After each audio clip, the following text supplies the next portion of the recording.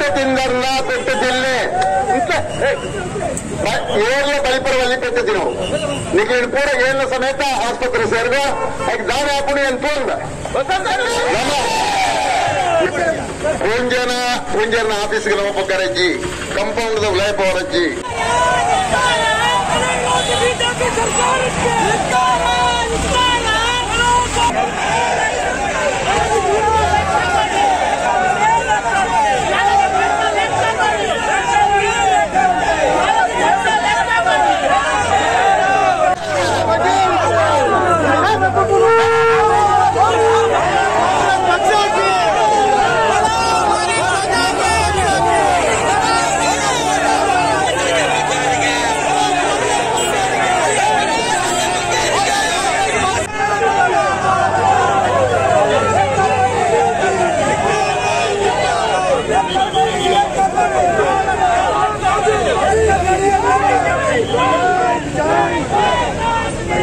ಇವತ್ತಿನಿಂದ 15 ದಿನಗಳೊಳಗೆ ನೀವು ವಸೂಲು ಮಾಡಿದಂಥ ದುಡ್ಡು ಕೋಟಿಗಟ್ಟಲೆ ರೂಪಾಯಿ, ನನ್ನ ಅಂದಾಜು 100 ಕೋಟಿ ರೂಪಾಯಿಗೂ ಮಿತಿ ವಸೂಲು ಮಾಡಿದ್ದಾರೆ.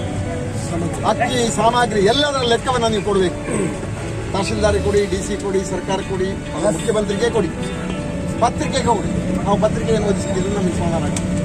ಎಲ್ಲಿಯಾದರೂ ನೀವು 15 ದಿವಸ ಒಳಗೆ ಕೊಡದಿದ್ದರೆ ನಾವು ಜಿಲ್ಲಾಧಿಕಾರಿಗಳ ಕಚೇರಿ ಮುಂದೆ ಪ್ರತಿಭಟನೆಯನ್ನು ಮಾಡ್ತೇವೆ ಅಂತ ಹೇಳುವಂಥ ಮಾತು ಈ ಸಂದರ್ಭದಲ್ಲಿ ಹೇಳಿದ್ದೆ.